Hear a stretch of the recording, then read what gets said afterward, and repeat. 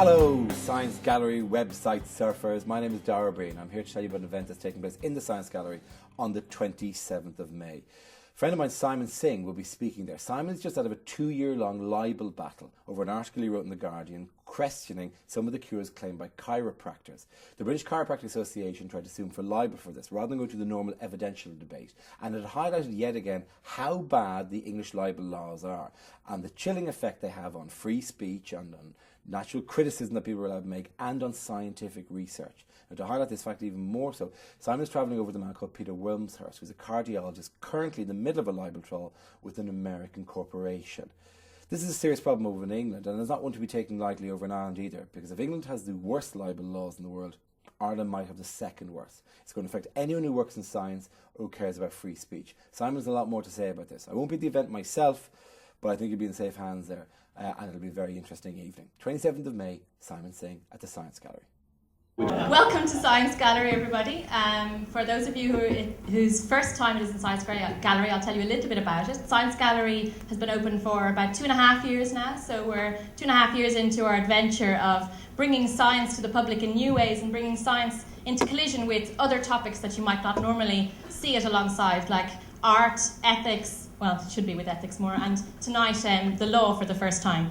And during this time we've had 12 exhibitions, over 700 events and over 500,000 visitors, so we're pretty happy with how things are going. And so I'll just tell you a little bit about this event tonight. It fits very well, I think, into the Science Gallery mission, because we see here some very important cases of how science and the public and other aspects of society are coming together. In this case, in a quite unfortunate clash, but this is part of the Science Gallery's mission, is to explore all these different ideas. And so a little bit about Simon Singh. So I first came across Simon Singh when I was still a PhD student, when a friend of mine was completely disgusted that I didn't know more about Fermat's last theorem. And the next day I came in to discover Simon Singh's book on my desk with a note instructing me to read this. And this was a surprising page-turner. I remember I was reading it, I'd be getting off the bus and walking home and still reading the book and getting very excited about them solving all the mathematical conjectures. So I don't quite know how Simon manages to do this, but he makes every topic that he addresses extremely interesting and approachable. More recently, Simon has been writing about alternative medicine, and this is how we lead up to tonight, because he wrote an article in The Guardian criticising certain chiropractors and at least some of the manipulations they would do on small children, the spinal manipulations. And he's sued for this by the British Chiropractic Association, but now this is thankfully successfully concluded. Peter Wilmshurst is also here, who has an ongoing libel case with the producers of a surgical device. And I think these two cases illustrate very different aspects of what I think of how the libel law can affect science. So in one case it was science communication, but in Peter Wilmshurst's case it's almost like the science at source, that we are being somehow impeded from communicating the results of clinical trials. So I think it's going to be a very interesting evening. So I hope you all enjoy the debate here tonight. I'd just like to thank a few people. I'd like to thank Beth Gormley for all her work behind the scenes in putting this event together, and also Hayes Solicitors, who have sponsored this evening's and have I forgotten anybody else? Oh, and so I think I've got everybody, I hope. And I'll hand over to Miles Dungan, who many of you might know from RTE Radio, who's going to MC tonight's proceedings. And thank you very much, everyone, for coming.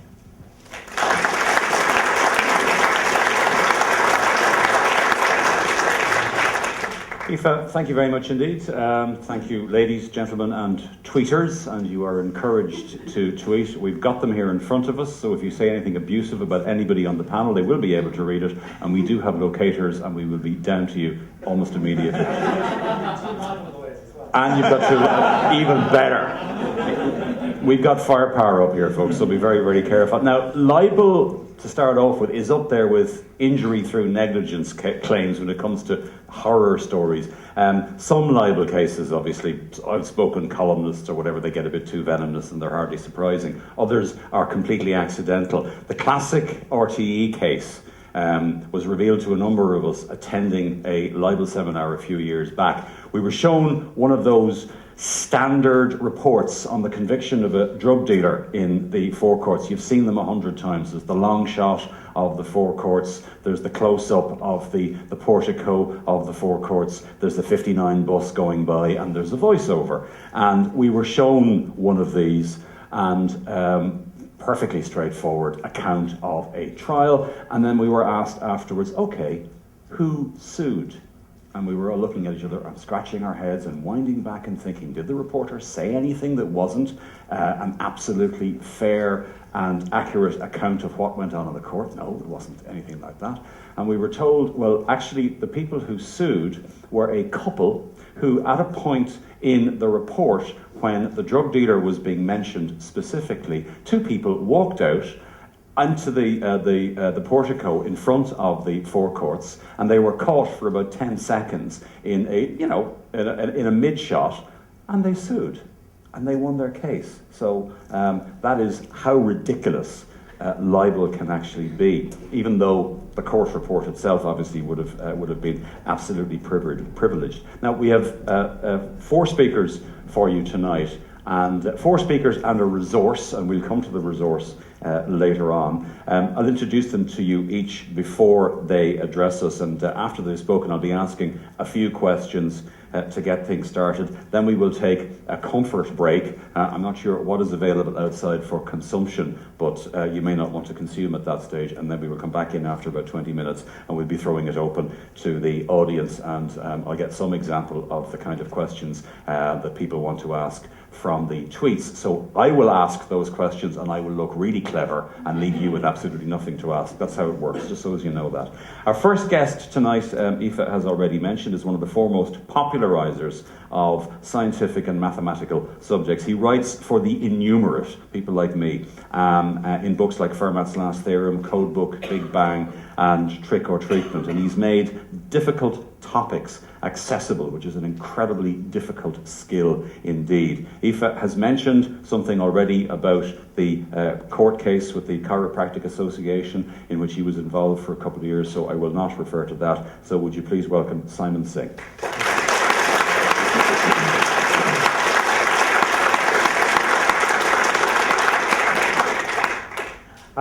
Thank you very much for introducing me and having me here. I was speaking via Skype last year. I know Aoife has also spoken about libel in one of the Ignite events, so thank you for kind of supporting the whole issue and highlighting the concerns here. Because we've got lawyers here who will talk about the law in more detail, I thought I'd just talk about my case, just to give an inside view of what it's like. But before that, oh, that's my son. I was going to tell you that my wife and I argue over whether he looks more like me or more like her, but as you'll see, he looks more like me. And that's the reason I couldn't be here in person last time, or one of the reasons I couldn't be here in person last time. What do I do most of the time when I'm not being sued for libel? Well, I write about people like this. Right? My PhD was in physics and particle physics, and I like writing about cosmology and cryptography and pure maths. And I wrote about this character in a book called Big Bang. This guy called Fritz Zwicky. And I wrote about him because he came up with the idea of dark matter, the idea that the universe is dominated by material that we cannot see. And when he came up with this idea, people thought it was crazy. But through robust discussion and debate and experimentation and greater theorizing, we now know that dark matter is real. So that's one of the things I would talk about normally. The other reason I mentioned Fritz Zwicky was he had a wonderful insult. If he didn't like you, his insult was to call you, let me see if I can get this going, a spherical bastard. By this he meant a sphere is a geometrical object which looks the same whichever way you look at it. And a spherical bastard is someone who's a bastard whichever way you look at them. So that's the kind of thing I normally write about. But a few years ago, about 6 years ago, I started writing about alternative medicine. And I co-authored a book with Edzard Ernst. Professor Edzard Ernst is the world's first professor of complementary medicine. He's a straight-down-the-line researcher, an academic, rigorous researcher, but he just applies that rigor to alternative medicine. There's been a huge amount of research on things like homeopathy and acupuncture, and he sees his job as looking at all of that research and trying to come to some broad conclusions. And there's so much misinformation about alternative therapies, so much misleading information that you'll find on the internet, on adverts, in marketing, in the colour supplements, that the job of our book was to set the record straight. It's not an anti-alternative medicine book, it's pro-evidence. There are a few therapies which we endorse in the book, but in general we are quite negative and critical, and sometimes there's just no evidence that we can talk about, but in general we're pro-evidence as opposed to anti-alternative therapy. So we wrote this book, and when you write a book like this, you go out and you talk about it, you give interviews, you give lectures, you write articles. And I wrote articles about acupuncture and homeopathy and herbal medicine, but I also wrote an article about chiropractic. And the article was for The Guardian. It was written in April 2008, so just over 2 years ago. And it was written for The Guardian because that was the week that the book was published, but it also turned out to be National Chiropractic Awareness Week. And it certainly fulfilled the remit, I think. So first of all, in the article, it wasn't a big deal for me. I was writing various articles at the time, and I thought, well, standard thing. Let's tell people what chiropractic is first. It's spinal manipulation. That's what chiropractors do. I'm just wary of the time here. Let me just find it. Chiropractors manipulate your back and your spine. Reflexologists manipulate your feet. Iridologists look at your eye. But that's what chiropractors do. And obviously, if they manipulate your spine, they treat your back. That's one of the main things that chiropractors do. And they have some success. There's some mild evidence that chiropractors can help with back problems. It's not great evidence, but back problems are notoriously difficult to treat, and chiropractors do as well or as badly as anybody else. On the other hand, you've got to look at the risks as well. And chiropractic is associated with two types of risk. One is very common, which is just things like stiffness, bruising, temporary pain, sort of thing you would live with if you knew your back was going to get better. But it's also associated with very dangerous strokes. If you manipulate the top of the neck, there's a risk of damaging the artery and causing a stroke. That might be 1 in 20,000, it might be 1 in 50,000, it might be 1 in 200,000. It's not a well understood risk, which in itself is quite worrying. So I said, it might help you with your back. There is a risk, so don't let chiropractors go near your neck. But the third thing I wrote about was the fact that half of the chiropractors in Britain treat children. And they treat children for things like colic, ear infections, and asthma. And this baffled me. Why on earth, with spinal manipulation, why on earth do chiropractors think they can help children with these conditions?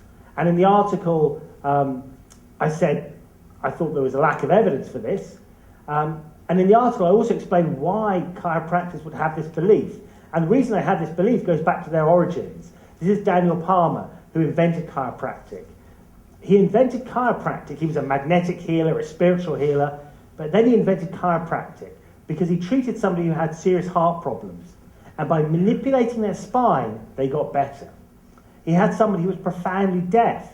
He manipulated their spine, they got better, they got their hearing back. And he believed he could treat anything by spinal manipulation. The spine carries the nervous system, or much of the nervous system, through to the rest of the body. And he believed that if you had a problem in some region of your body, it was because there was a problem with the nervous system. And in particular, there was a problem in the spine carrying the signals to that particular part of the nervous system. So if you had a problem in your foot, manipulate the spine, allow the nervous system to communicate more freely, and you could cure the problem in your foot. He talked about subluxation, sort of blockages. He talked about innate energy flowing through the nervous system. And so for Palmer, he wasn't manipulating the spine to fix the spine. He was manipulating the spine to fix everything else in the body. And when you realise that chiropractors had these huge ambitions from the outset, you begin to realise why even today they have some rather extraordinary claims still. Let me just show you, I might have an advert here. So here's an advert from maybe the 1950s. You might just be able to see at the very top, it says, there are very few diseases as they are known today which are not treatable by chiropractic. So they really believed they could treat anything and everything. This sort of thing you'll find in clinics today, you'll find on the web today, showing you which bit of the spine you would manipulate to treat which part of the body. Now, those are the extreme ends of chiropractic. Most chiropractors just focus on your back, or maybe half of them just focus on your back. The other half are less ambitious than that, but still are prepared to treat colic, ear infections, and asthma in children. And that's where I had the problem. So I wrote this article, and about a month later, I got a letter from the British Chiropractic Association, which is the largest professional body for chiropractors in Britain, possibly in Europe. And they obviously took offence to my article. It's a very long story. It took 2 years to sort it all out. But I'll just race through it very, very quickly, just to give you an idea of what it's like being sued. The article was published in The Guardian. A letter arrived on my doorstep. Interestingly, they were threatening me personally, not The Guardian. And so I had this letter saying, Simon Singh, we're going to threaten you with libel. We're going to issue a writ against you for libel, for what you've written. This has nothing to do with The Guardian. What are you going to do about it? So I took the letter in hand, and I arranged an appointment to go and see the Guardian managing editor and the Guardian lawyer, and I ran into their office and I said, look, they're going to sue me for libel. What are we going to do? And they said, hey, not so quick with the we. Actually, initially they were very helpful. Initially they actually did everything they could to get rid of the case. And this shows you how terrifying libel is. The Guardian said, okay, we'll print a clarification. If what Simon said is unclear, I said there's not a jot of evidence. Now, to me, it was obvious I meant not a jot of worthwhile evidence, respectable evidence, meaningful evidence, good evidence. I think there's lots of bad evidence, and I would happily have said that. But if they wanted a clarification, the Guardian said, let's give them a clarification. The BCA said no. The Guardian said, well, give them a right of reply. If you disagree with Simon, have just as large a space to put your case. And the BCA said no. And then the Guardian said, look, we'll apologise. We will say the Guardian got it completely wrong, and there is evidence that these treatments work. Or at least the BCA certainly said they've got lots of evidence that this works. Now, I wasn't prepared to sign up to that, because I'm not going to say there is evidence when there isn't evidence. And the BCA weren't willing to accept that apology, because it was coming from the Guardian and not me. And at that point, the Guardian stepped away. And they've received a bit of criticism for that. Why didn't they stand by me? Why didn't they stand by the article? And to be fair to them, at the time they were being sued by Tesco's, they were being sued by Elton John, and they were being sued by Matthias Rath. Ben Goldacre was being sued by Matthias Rath for an article he'd written in The Guardian. If The Guardian had lost all three of those cases, they would have run up bills in excess of £3 million. So how on earth can they justify taking on another case when they're not being sued, when they're already losing money, and when taking on my case might have meant sacking more journalists or making more journalists redundant? So The Guardian took the decision that the phrase they used was to cut me loose, because I wasn't prepared to apologise. And had I apologised, the whole thing would have gone away. They'd done their best, now it was going to be my problem. So by an indirect route, in fact, a lot of you may read the Jack of Kent blog. So I knew David Allen Green, who writes the Jack of Kent blog. I knew he was a lawyer and interested in science and scepticism in the media.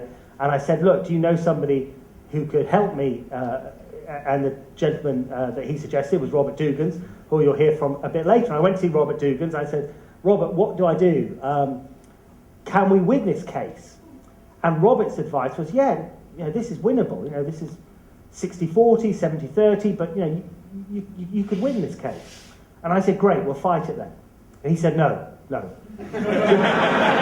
Just because you can win it doesn't mean you fight it, because ultimately, and to his credit, Robert made this very, very clear from day one. He said, even if you win this, it'll be miserable, it'll be stressful, you will lose large chunks of your career, you'll lose a whole pot of money. Even if you win the case, you will be severely out of pocket. So therefore, just get rid of them. Pay them a bit of damages, do whatever is necessary. Get rid of them now. And I don't know why. I just assumed that they'd back down. They probably assumed I'd back down. And I said, look, fine, let's see if they will actually go as far as issuing the writ. And that was it. We were essentially on the road to fighting the case. The case went on and on and on. After a year, we had a preliminary hearing. It took a whole year to get to the preliminary hearing. The idea of a preliminary hearing is that you decide the meaning of the article so you know what you're arguing about, and you decide what possible defences you might have so you know what might happen in the months ahead. Got a very bad ruling at that preliminary hearing. It looked like we were going to lose the whole thing. We went to appeal. We were rejected that opportunity. We applied again. We were rejected a second time, and a third time we were successfully given the opportunity to appeal. We went to appeal just 2 months ago, at the beginning of April the 1st. We got the judgment from the Court of Appeal. And the Court of Appeal, and this is where it gets technical and difficult. We can maybe go back to this in the Q&A, or Robert may fill in these details. But the Court of Appeal sort of backed my key arguments, or our key arguments. And that turned the case on its head. The BCA, the British Chiropractic Association, were then suddenly against the ropes. They were in a very, very difficult position. And 2 weeks later, they backed down. And so the case has been dropped. The case has been discontinued, is the technical jargon. And so my article stands up. My article can be printed. What I said, I can stand by that. I'm no longer accused of libel. I'm no longer guilty of libel. That's all gone. Thank you. But it's actually all the things that Robert said have come true. It did take 2 years. It was miserable. It was stressful. And it did cost a lot of money. I'll just show you one slide, actually, maybe before I go. I don't know if anybody else is showing this. But these are the costs of an English libel case. Those 3 or 4 spikes in the middle represent the cost of different types of English libel cases. Not the damages. The damages are never that great. It's the costs of the procedure. And you can see the cost could be as much as £3 million. Now, if you look at the spikes on either side, you see the costs in other European countries. And Ireland is about 10 times cheaper than Britain. But it's still about 10 times greater than the costs in the rest of Europe. The other bars on that graph are vanishingly small. And I suppose the knockout line is that a cost of a libel case in England is over 100 times more expensive than the equivalent case in Europe. And it just shouldn't be this long and drawn out and expensive to deal with matters that really aren't that complicated. So at the end of it, whoever wins has to recoup their money from the other side. The other side never pays up the full amount because they will always argue that you didn't need to spend this, you didn't need to do that, and so on. So the successful defendant, the successful journal, local newspaper, scientist, whoever, only ever gets back about 60 or 70% of their money. Now, if you're looking at 3 million or 1 million or $500,000, that means you're still tens of thousands of pounds out of pocket. And that's why you're crazy even to begin to think about defending your article, because ultimately you'll always lose. I mentioned the Ben Goldacre case a second ago with The Guardian. They were sued by a chap who was promoting vitamins to treat HIV in South Africa. The Guardian had to spend £500,000 to defend that case. The other side dropped the case. The other side had to pay the Guardian's bills. Now, as I said before, the Guardian never get all of their money back. And today, the Guardian are still £175,000 out of pocket for defending an article that turned out to be right all along. And so you can see why they were reluctant to get involved in my case. So that's, I think, one of the key images that strikes at the heart of why we need libel reform in England, and arguably in Ireland very much as well. So that I'll leave you with that image. It's a campaign that's growing. It's a campaign that has a pivotal moment today with a presentation of a defamation bill in the House of Lords. 50,000 people have signed up. I'm sure some people here have signed up. I'm trying to get as many people involved and back in the campaign as possible. Even let me just skip through these. Try to get even little Harry Singh backs the campaign to keep libel out of science. So please do sign up if you haven't signed up. If you have signed up, please encourage others to sign up. Thank you very much for listening.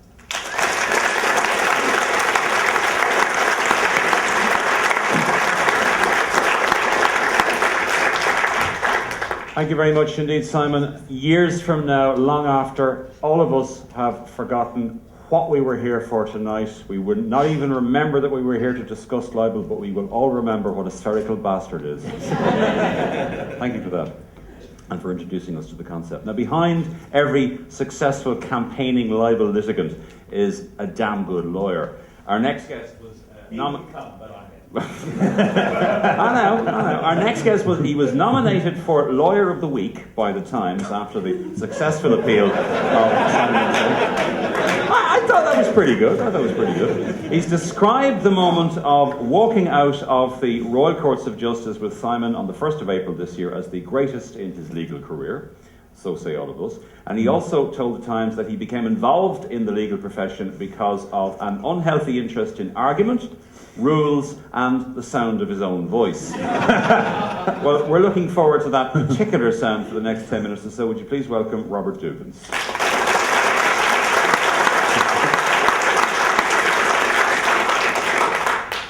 Well, thank you. English libel law and, the laws governing free expression in England are, I think, broken. I spent 3 years actually working for a law firm that you might sometimes have heard as Carter Ruck, but often as another name. And most of that was claimant work. We didn't think the law actually gave claimants a particularly good shake. These are the problems with libel law from a defendant's point of view. There is no good public interest defence. It's all very well to say that the truth is a defence to libel, but proving the truth is expensive. Proving that this is something that, if caveated, the public ought to be told, albeit with caveats, is pretty cheap. As Simon has said, you never get your costs back. So people don't write things. We don't have a public interest defence. The courts will let claims continue if there's only a marginal damage to someone's reputation. And each time something is published, there is a new cause of action. That case arises out of a magazine in 1830 being ordered from a library when it was over 10 years old. No copy of that magazine actually still survives. Even in the Library of Congress, everywhere has been pulped. So we don't know actually what was said in that magazine. But now, each time you log on to the back issue of The Guardian or The Telegraph's website, you are actually possibly creating a new cause of action.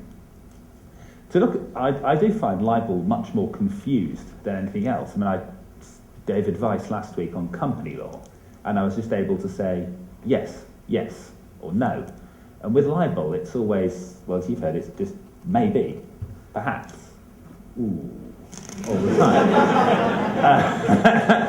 So, that being the problem, there's something called the libel chill, and you can see that journalists often don't write about controversial matters. You can see there a journalist being stopped from speaking about a controversial matter by a lawyer who just wants to save him from the consequences of his own mouth. Equally, when journalists are complained about, either they or their in-house lawyer just tells them, look, shut up, grovel. And you see in newspapers, if you look out for them, you'll see them. We unreservedly apologise to, Mr. Anton Sonovich for suggesting that he looted Russia to become a billionaire. He's a noted philanthropist. If you keep looking in the media, and you will see it. We apologise to Mr. Mohammed Jihad for suggesting he has funded any form of dubious activity. He's a completely legitimate businessman who, keep looking and you'll find all of these articles written by former me who's just giggling when you type them. It was always thought that the end to the problems with our libel laws would be the Human Rights Act. Now, Article 10 of the Human Rights Act, Article 10 of the ECHR, which is in English law opposite the Human Rights Act, sounds great. You've got the right to freedom of expression, but there's a but. When you start looking at there's so much text. But when you start looking at part 2, I mean, it seems quite easy. It seems easier to suppress free expression than to go through with it. And equally, Article 8 has given us the right to privacy. So the Human Rights Act, instead of whittling away at libel, has actually given us given claimants a right of privacy, and not really done anything to damage the right to free expression. Done anything to help the right to free expression. There's a case in 1968 which relates to whether or not something's fair comment or not, and it's the most eminent court of appeal that sat that year. You might think there's some foretelling as to what was to happen next. Lord Diplock, Lord Justice Diplock he then was, who was definitely no judicial liberal, said that our libel laws, needed reform. Hopefully now the tide has turned. All 3 of the main political parties do want libel reform. They put it in their manifestos. And it's always been seen as a licence for the Sun and the Mirror to print what they want. And luckily now people are seeing that it is actually serious journalists are... the Sun and the Mirror are always going to make money. And who a footballer's wife is seeing on the side is always going to sell. It's serious journalism, like The Guardian. That's where there's the problem. That's where the costs are more marginal. Simon's gone through the facts here of what happened. He wrote in, comment is free, and false advertising, isn't it? And they went for him personally, and the BCA refused the right of reply. They refused an offer of, I can't say how much, but they did turn that a little bit down. And we had a hearing before Mr. Justice Ely on the 7th of May. I'd invite you to read that. He must have had a different article. I must have made a mistake and put a different article in the bundle, because it's bogus treatments, equate to quackery. And he said that he was dishonestly presented, that Simon is consciously lying Simon was accusing him of consciously lying. This wasn't good, and I expected that would have been the limit of my involvement in the case, and that Simon would have found lawyers who didn't lead him up this back alley. I'm glad that he didn't, and he took seriously my expressions of outrage. Myself and the barristers we had thought there was a completely outrageous decision, but appeals are hard. We actually got one, and the Court of Appeal got stronger and stronger. I ended up hearing that the Lord Chief Justice was sitting together with the Master of the Rolls when a legal journalist rang up to ask for a comment on it. So they luckily edited the obscenities out of the quote that I gave. But it suddenly started to get big, and we all started to get quite nervous. Are we going to win, or are they going to win? Has the libel reform campaign been a rod for our back? Well, thank goodness it was good for us and for Simon, who certainly did not deserve to have been put in this position in the first place. The current law and the BCA's approach were criticised. The defence of fair comment was extended, so whilst comment will be free, it won't be free, it will at least be available. And there was protection given for scientific disputes. The judges said, the unhappy impression has been given that this is an endeavour by the BCA to silence one of its critics. If this is where the current law of defamation takes us, we must apply it. Well, it's not quite the resounding criticism that there was in Slim and the Daily Telegraph, but it's pleasing. The court's very aware of the chilling effect. This litigation has almost, you can all read, can't you? Everyone? Yep. They also accept that scientific debate needs specific protection. There's this wonderful quote where they describe requiring a scientist to have to prove the truth of every assertion as making the court become an Orwellian ministry of truth. And they then went on with this rather florid quote, which is my favourite part of the judgment. But,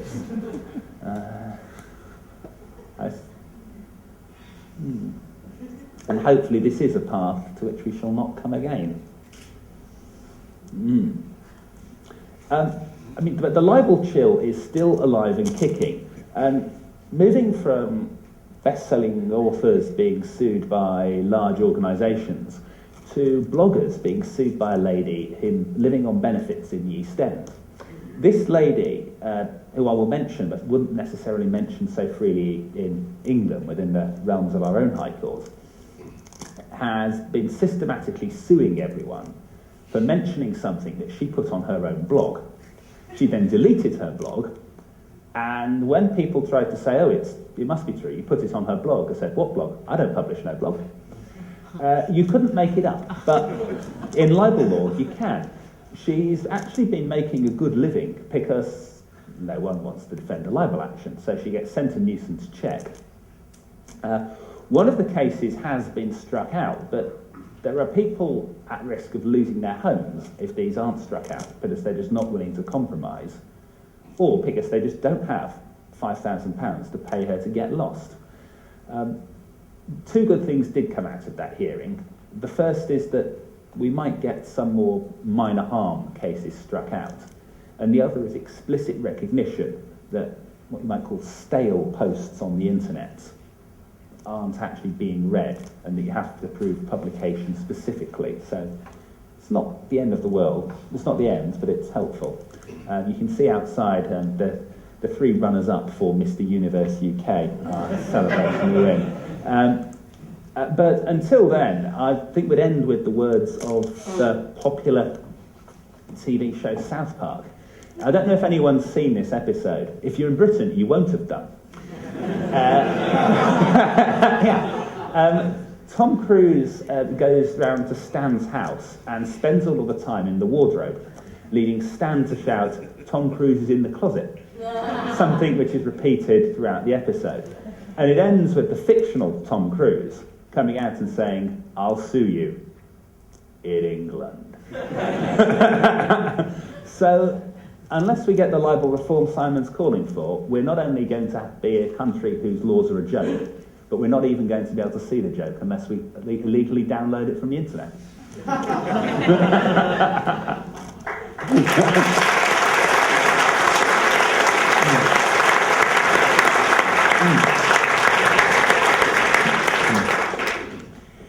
Right, Robert, thank you very much indeed for that entertaining and whimsical, particularly at the end. I haven't seen that episode.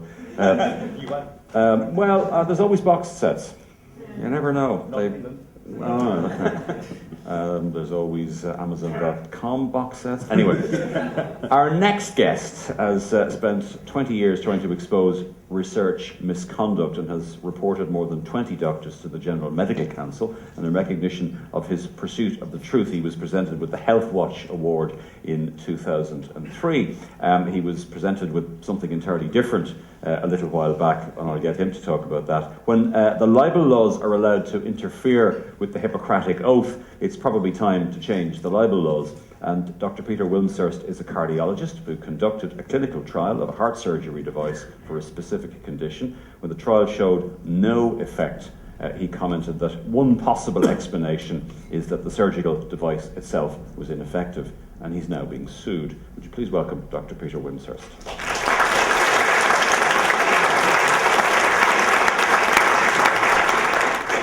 Well, thanks very much. I'm being sued by an MT Medical from the USA, which makes a family of devices. They're all very similar. There's slight, modifications, new generations of the device, all for one particular purpose. So this company actually only has one trick, so to speak. And they asked, and it's an area where I do research, and I was conducting research in this area, and they asked me to help them design a clinical trial, and then they asked me to be the principal cardiologist in the trial, and I agreed. And things were going well until we got the results. And as a scientist, my imperative is that we publish everything. because if you do scientific research, people who come after you must know what your results are. You can't keep anything back. But if you're a company, there are imperatives which are financial, and you may want to make sure that your competitors don't know some of the facts, or your people who buy your shares may not want to know some of the facts. So that presents a problem. Anyway, I was at a meeting, a TCT meeting, Transcatheter Cardiovascular Therapeutics, which is the world's biggest interventional cardiology meeting. It's about almost as big as this meeting. It's about 10 to 12,000 cardiologists a year go to it. And it's in Washington, and I've been on the faculty for about 5 years, lecturing, chairing sessions, and discussing. And in 2007, October 2007, they asked me to give, I was chairing one session and discussing at a couple of others, and I gave 2 lectures. And one of the lectures was on this topic. And I touched on the research. It wasn't specifically about this research, but the research was within the field, and I had to mention the trial which I'd been involved in. Also at the meeting was one of the other co-principal investigator. And in a way, he shouldn't have been there, because I was the cardiologist and he wasn't the cardiologist, and the agreement was I would talk at the cardiac meetings and he would talk at the non-cardiac meetings about the trial. And he came and presented at the meeting, and what he said was not exactly the same as what I'd said about the trial results. And at the meeting was Shelley Wood, a journalist, a Canadian journalist. You don't have to read this is just what she published. She published an article on the internet, and essentially she heard what I had to say, she heard what Dr. Dawson had to say, the other principal investigator, and she realised that these didn't add up. And so she asked me to explain, she asked him to explain, she asked the manufacturer NMT Medical to explain, she asked some other cardiologists unconnected with the trial what they thought of it, and then she did a bit of research and she produced this article. And the article is 2,800 and odd words long, and in it she quotes 79 of my words. And she's drawn conclusions from what she was told and what she found. For example, she found that some of the things that NMT told her were not true, and were palpably not true. And some of the things that Dr. Dawson told her were provably not true. But when she published this was the day after I got back from TCT, this was on the website. And about 3 or 4 days later, I found I was being sued. And she wasn't being sued, neither is the American website, and I'm being sued for the whole article, even though only 79 of the words are mine. Or virtually the whole article. Here you'll see they've underlined paragraphs from the article, and not all of these are mine. I think in one of those sentences you'll see, in fact, it says Dr. Dawson said something, and they're attributing that statement to me, and I've got to prove the whole article, or not the whole article, or prove which bits I did say or which bits I didn't say. If we go on, you'll see that in fact some of the things are rather more defamatory about me. If you look at the second paragraph, some of the things are actually rather more defamatory about me. They say Wilmshurst is on a warpath, that he was never the co-principal investigator in the trial, and that he's been dropped from the trial for protocol violations. Well, on the warpath's clearly defamatory. I was never the co-principal investigator. Well, she only had to look on their website where they say I'm the co-principal investigator, and in fact all of their press releases say I was the co-principal investigator, so that was clearly not true. She said they said I've been dropped for protocol violations. Well, if I'd committed protocol violations, I have to be notified of those, and I've never been notified. She asked them what these protocol violations were, and they said, we won't get into that. This is not the forum. They've never told me what these were. So there are lots of defamatory things about me. Now, the article, I say that, in essence, I say that some of the article is false, or what was said was untrue, and much has been concealed. And essentially that's the thrust of the article. When I got back from TCT, also waiting for me was an invitation to be an author of the paper. In fact, I'd written the first draft of this paper, and Dr. Dowson had taken it over and finished it off. And I wrote to the steering committee and said, I cannot be an author of this paper because we haven't seen all of the data. The company will not let us see all of the data. I cannot, therefore, sign off and say that I take responsibility for it. And also, even though I haven't seen all of the data, it's clear that some of the article is wrong. They published the paper, and then I immediately wrote to the journal, Circulation, which is the major cardiac journal in the world, and I wrote to the journal and said, this is wrong, and this is the evidence that it's wrong. And over 18 months, I argued with the editors, and then the editors published a correction. Now, mostly corrections in medical journals are 1 or 2 sentences. They say, you know, we spelt the name of the third author incorrectly, or we transposed column 1 and 2 in table 4, or whatever.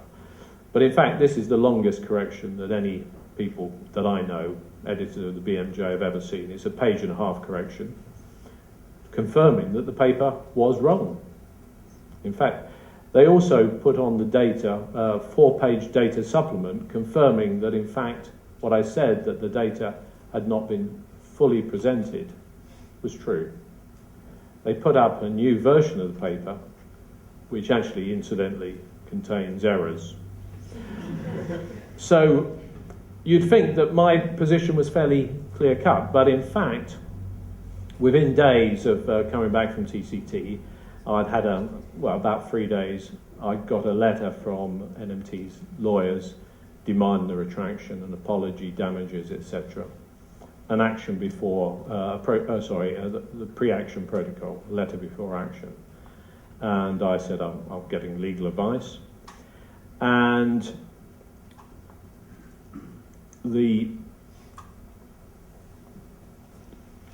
then things escalated. And so this has been going on for me for 2.5 years. I'm being sued for an article written by someone else. The person who wrote it, the website it appeared on, had not been sued. Probably because they're in the States and they couldn't be sued. But it's cost, as Simon said, it costs a lot of money. My lawyer, Mark Lewis, is now on a conditional fee agreement, but before it had cost me about £100,000. It costs a lot of time. It's cost me every weekend in the last 2.5 years. Much of my annual leave has been spent just going through legal documents. And it's bullying, and it affects me and my family. How do I mean it's bullying? This is the actual claim form. And it was sent to me, you'll see, on the 21st of December 2007. Well, you may not remember, but the 21st of December was a Friday. It was sent to me at 5:09 on a Friday. In other words, 9 minutes after the lawyers' offices closed for the Christmas holiday. They weren't open for 2 weeks. And it says, we enclose by way of notice rather than service a copy of the claim form which we've issued against you in the High Court. And what does that mean? Well, I didn't know for 2 weeks, but of course I got this for Christmas. My wife knew, my family, my children didn't know. But for 2 weeks we didn't know what this meant. And what it means is nothing. It means absolutely nothing. It means that we're going to bully you, because until they serve it, it has no legal standing. And they have 4 months to serve it. So they sent with this a copy of it, but they hadn't served it. They just given me a copy of it. And it's got the stamp of the High Court, and I've only printed out what I could get on the screen, you know, sums of money and so on, thousands of pounds and so on. But they served it 3 days before the deadline for service, which was 4 months later. And so it's really just bullying. And of course, in a way, it's the worst thing they could do, because I was then determined that these people shouldn't really get away with this. Because I think that scientists and doctors are under threat of gagging libel action whenever they question the messages that device and drug manufacturers want to put across, so that advances in science will be delayed and the public and patients will be put at risk. So that's really why you ought to support people like me and Simon. There is another reason, which of course, and a month ago, about a week before I got this invite, I discovered that because my mother is Irish, I am Irish. I am entitled to Irish citizenship, and you mustn't tell LMT because they may start to sue me in Ireland as well. But, for nationalistic reasons, I would like your support. Who would you support, an Irishman or an American corporation? Come on.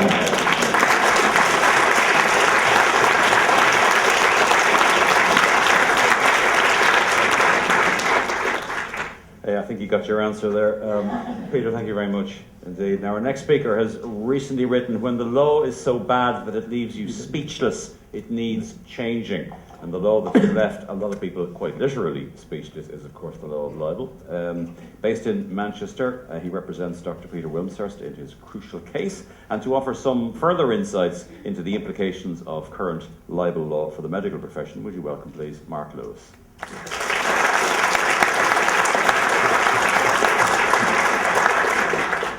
Well, I found out tonight that I've actually got something in common with Simon Singh, because Simon's a scientist who makes complex subjects very easy to understand.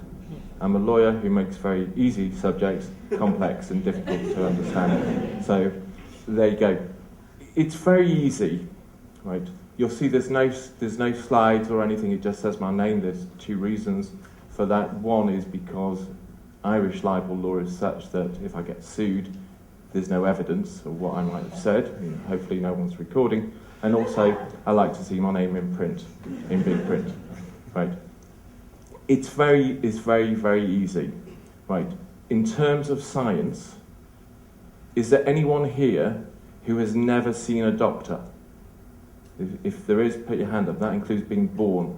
Right. Now, everybody needs doctors. Everybody needs scientists. Scientific theory develops. If it can't develop because scientists aren't able to speak out about anything, then that is the end of science. When companies such as NMT, who have a great reputation, and I'm sure everybody's now heard of them, sue, what they do is they don't make Peter quiet, they make other people quiet. They make the British Medical Journal stop publishing, they make the Guardian fearful, in Simon's case, of another libel action. It's all about cost, it's all about money, and people are shut up from saying things. The people who suffer are not Simon, they're not Peter Wilmshurst, they're you, me, and everybody who lives in a country which has expensive libel laws that stop science. There is a very, very easy way to avoid libel regimes being used to bully people. Now, I came into this as from someone who was a claimant lawyer by trade on libel claims in a case of a football team in England called Sheffield Wednesday. In Sheffield Wednesday, there was a guy in charge of it, their chief executive at the time. I think I can say in Ireland, but I say it in England anyway because he doesn't see me. He's called Dave Allen. He wasn't a comedian, but he was a joker. And he didn't like the fact that some of his fans, or some of Sheffield Wednesday's fans, said the team wasn't very good and the manager wasn't very good. So he hit upon this idea of suing them. It's very, very easy just to shut them up. They were blogging, they were putting things down, and he decided to sue them, and lots of other people in the club, in the board of directors, decided to sue them. Poor chap called Nigel Short went through about a year of hell. At the same time, he was diagnosed with cancer. And unfortunately for Sheffield Wednesday, he decided he was going to live. And that caused him to be able to carry on defending the case. And I was acting for him. I say that, I'm sure other lawyers would have done the same, acting for him. But it caused a problem for Sheffield Wednesday, because what they wanted to do was bully him to shut him up. If you throw enough money at a legal case, then you can make people stop saying what they're saying, or make people say what you want them to say. And if everybody's got a favourite theory or whatever, would you defend that theory if it was going to cost you £1 million? Now, okay, you might find a lawyer who's going to act for you on a no-win, no-fee and defend it, but there's the damages that you might have to pay, and there's your house that you might lose, or the home that your family live in, or your occupation, or just the inconvenience of having a couple of years taken out of your life of having to deal with something. And it becomes very tempting to support the theory of the person who's being sued. Now, that's all right with football. They stop a football fan speaking out about the claim, about the team, except they didn't. But when it moves into something like medicine and science, it becomes very difficult. We're in the arena, and it was said at the very beginning that this is a scientific discussion, people talking about the areas of science, how it reacts with law and how it reacts with other subjects. Now, in terms of reacting with law, it's easy. Law trumps science, because we can sue scientists, and you as a scientist might say, well, hang on a minute, we better stop doing our scientific research. Now, it's not a new problem. And it's not just that Peter's been doing this for 20 years, but it's a problem that's gone back many, many years. When thalidomide came out as a drug, it was designed and marketed as a drug that helped pregnant women avoid morning sickness. It also had a very nasty side effect of causing birth deformities. But the company that manufactured it went to law and used the law to stop that being said. Only now, and only years later, are we able to say thalidomide causes birth defects. Now, the use of the law to stop people being able to say that shows that the law is wrong. It wasn't what the law was intended for, it's not what the law should be used for. It's a side effect of the law that because libel is so expensive as a claim, that people can misuse it and abuse it to stop people saying things that should be said. Now, everybody can put a counter-argument, and there's a good counter-argument if there are things that are said about you in print, etc., which affect your reputation, that you ought to be able to defend your reputation and make it count. So if a tabloid newspaper has said something, and even if there is a drug trial at a court that pictures two people coming out of the court, and it might be suggested that they have been involved in drug trafficking, they have a right to clear the name. I'm sure they didn't get loads and loads of damages, but I'm sure they had a reason, and the court would have seen that there was something for them to stop. But it's a very, very different situation when the law is used to stop scientific debate, because if you analyse what is more important, that people are healthy and people are treated and there is proper research that goes on, or that people are shut up or doctors are shut up and scientists are shut up because what they are saying is going to be blocked by a company who has a vested interest in blocking it, then that is what is wrong with the system. And that's why the aspect that I look at is, and what Peter's case is about, is the wider public interest defence. There isn't a public interest defence generally. There's a public interest defence in respect of journalists called the Reynolds defence, after Albert Reynolds. I learned tonight that it came into Irish law 5 years after it came into English law. Right, that newspapers can report fairly provided they follow proper journalistic inquiries.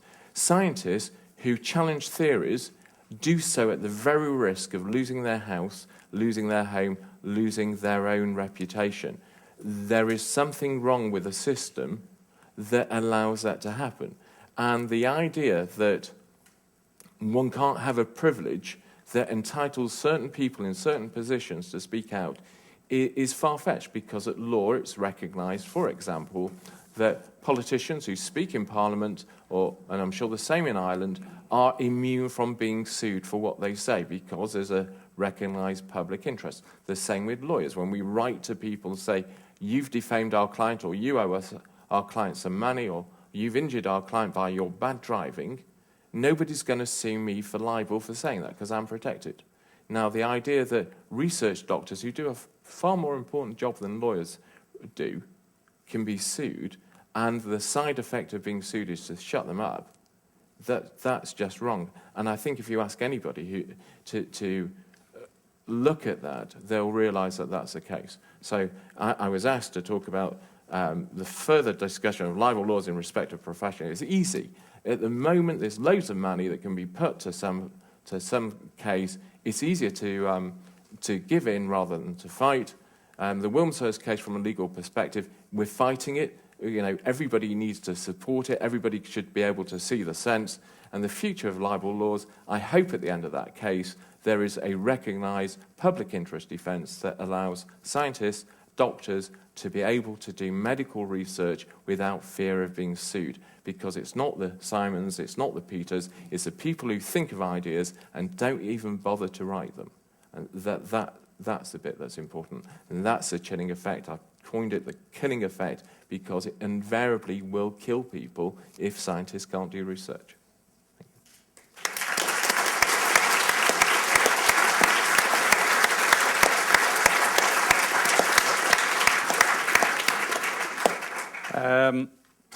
Mark, thank you very much indeed. And as a matter of interest, today, I think, Lord Leicester has published a bill, a libel bill, which presumably or hopefully will take into account and consideration your case and other cases. We have our own 2009 defamation bill. We also have with us today, I've talked about a resource.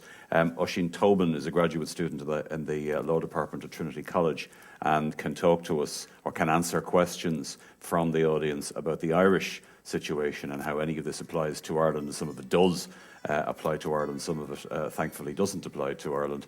But okay, rather than do what we were going to do, because I think we're running a little bit late, we will take a break now and come back in about 20 minutes and we'll throw it open to the audience. Thank you very much.